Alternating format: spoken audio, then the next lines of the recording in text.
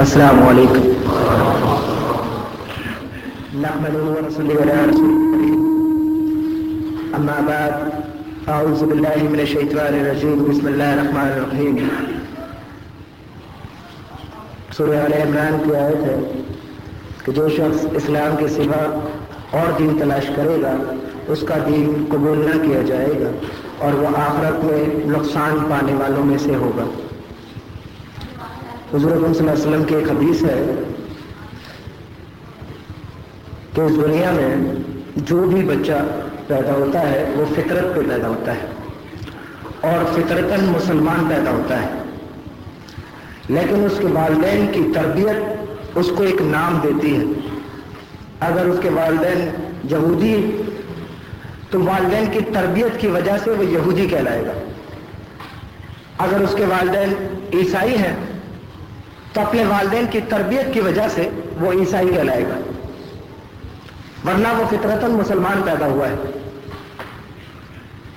ایک اور جگہ ارشاد ہے کہ اللہ تعالیٰ جب کسی کے لیے بھلائی چاہتا ہے تو اس کو دین کی سمجھ دے دیتا ہے، اور رب کائنات اس بات پر قادر ہے کہ کسی بھی ذریعے سے اس کو یہ سمجھ دے سکتا ہے. وہ رب چاہے تو کسی پتے کے ذریعے سے، وہ رب چاہے تو کسی شخصیت کے ذریعے سے، وہ رب چاہے تو کسی کتاب کے ذریعے سے ہدایت دے سکتا ہے.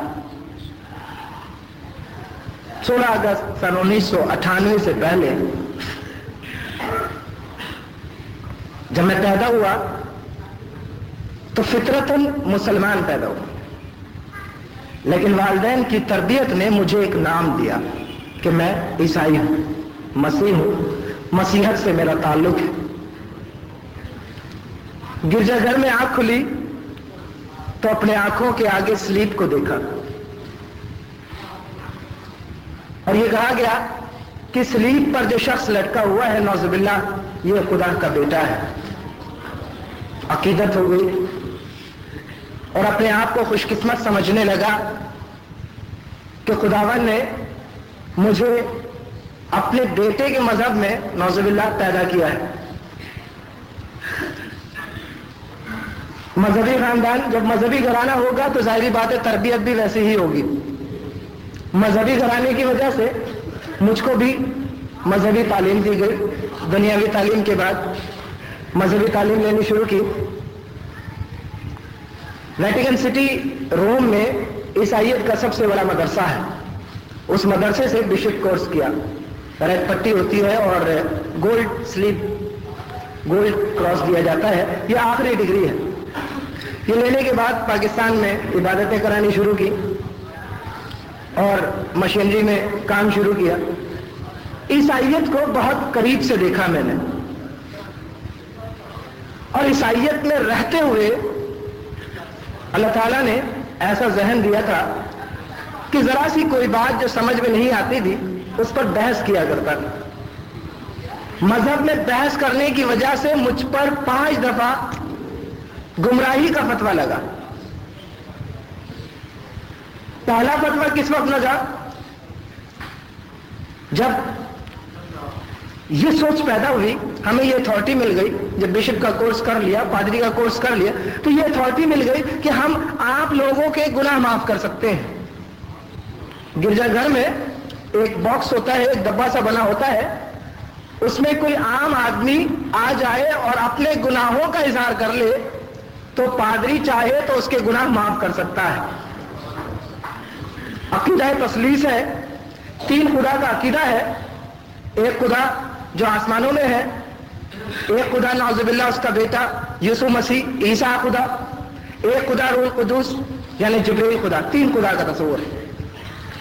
سب سے پہلی سوچ یہ پیدا ہوئی کہ ایک عام آدمی کے گناہ تو ہم معاف کر سکتے ہیں، اگر ہم سے کوئی گناہ ہو جائے تو ہم کس سے معافی مانگیں؟ 3 خدا کا تصور ہے. کون سا خدا جو ہے وہ سب سے پہلے سنے گا؟ یہ سب سے پہلا اختلاف. دوسرا اختلاف، آسمانی کتاب ہدایت کے لیے آتی ہے. انجیل مقدس عیسائیت کی کتاب ہے، عیسیٰ علیہ السلام پہ جو نازل ہے.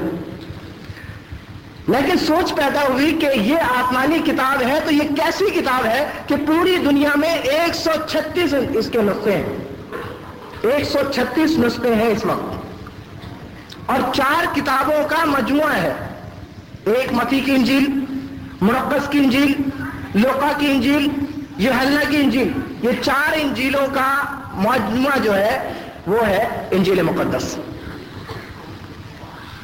اب انجیل مقدس کی کیا، وہ یہ کہ انجیل مقدس کو پاپ چینج کر سکتا ہے، تبدیلی کر سکتا ہے، وقت کے لحاظ سے، دور کے لحاظ سے، اور جو بات عیسائیت کے خلاف ہو وہ نکالی جا سکتی ہے۔ جو قدیم ہو گیا، عہد نامہ قدیم، وہ کینسل، اور جو عہد نامہ جدید آیا وہ لاگو ہو جائے گا۔ انہی تبدیلیوں کی وجہ سے انجیل کا حال کیا ہے، ایک ہی انجیل کی ایک آیت دوسری آیت سے تصادم کرتی ہے، ایک آیت دوسری آیت کا انکار کرتی ہے۔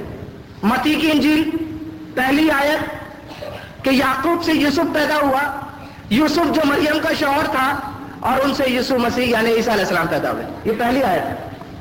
تیسری آیت کماری مریم، پانچویں آیت کہ مریم کا شوہر یوسف، ساتویں آیت کہ یوسف ابن داؤد، پہلی آیت یعقوب کا بیٹا یوسف، اور ساتویں آیت میں یوسف ابن داؤد۔ اتنا تصاد ہے ایک ہی انجیل مقدس میں۔ تو سوچ پیدا ہوئی یہ کیسی آسمانی کتاب ہے جس کو ہم اپنے ہاتھوں سے وقت کے لحاظ سے، دور کے لحاظ سے تبدیل کر دیتے ہیں۔ تیسرا اعتراض جو پیدا ہوا وہ یہ کہ ہم اس وقت عیسائی پوری دنیا میں انسانی حقوق کی بات کرتے ہیں، ہیومن رائٹس کی بات کرتے ہیں، اور عیسائیت میں تو یہ قانون ہے کہ اگر کوئی ایک گال پر تھپڑ مارے تو دوسرا گال بھی آگے کر دو، یہ قانون ہے مذہبی طور پہ۔ لیکن انسانی حقوق کے دعوے دار جو پوری دنیا میں انسانی حقوق کا ڈھنڈورا پیٹتے ہیں، اسی مذہب میں مذہب کے نام پر عورت کے سب اوپر ظلم کیا جاتا ہے راہبہ بنا کر۔ راہبہ کا کیا تصور ہے؟ جنونی والدین اپنی بچیوں کو کلیسا کے نام کر دیتے ہیں، گرجا کے نام کر دیتے ہیں۔ اب وہ بچی ساری عمر نہ میک اپ کر سکتی ہے، نہ زیور پہن سکتی ہے، نہ کوئی خاص لباس اس کا ہوتا ہے، اس کے علاوہ کوئی لباس نہیں پہن سکتی، ساری عمر پردے میں رہتی ہے، اور ساری عمر شادی نہیں کر سکتی۔ یہ عورت کے ساتھ ظلم نہیں تو کیا ہے؟ اور وہ والدین جو اپنی بچیوں کو گرجا کے نام کر دیتے ہیں، وہ اس کام کے لیے اپنے آپ کو بہت بڑے ثواب کا مستحق سمجھتے ہیں۔ لیکن ان عورتوں سے پوچھو جن کو زبردستی راہبہ بنایا گیا ہے کہ ان کے جذبات کیا ہیں، وہ کس دل سے یہ قید کاٹ رہی ہے۔ احترام بہت کیا جاتا ہے لیکن ان کے جذبات کا خیال نہیں کیا جاتا۔ ایک الجھن سی پیدا ہونی شروع ہوئی کہ کہیں نہ کہیں ہم غلطی پر ہیں، کوئی نہ کوئی ایسا کام ہو رہا ہے جو غلط ہے۔ یہ سوچ جب پیدا ہوئی تو سکون اڑ گیا، اور دنیا میں انسان کی سب سے قیمتی چیز ہے سکون۔ آپ کے پاس کروڑوں کی جائیداد ہو، اربوں روپیہ ہو، دنیا کی ہر آسائش ہو، اگر سکون کی ایک لمحے کی نیند نہیں ہے تو وہ پیسہ، وہ دولت، وہ جائیداد بیکار ہے۔ اور یہی سکون کی تلاش نے آج مجھے کلیسا سے اس ممبر پہ لا کر کھڑا کیا۔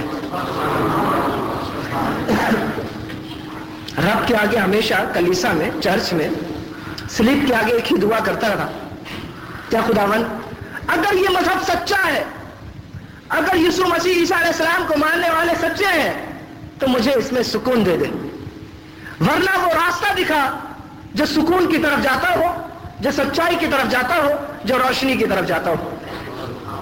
اور رب کائنات اس بات پر قادر ہے کہ وہ کسی بھی ذریعے سے ہدایت دے سکتا ہے.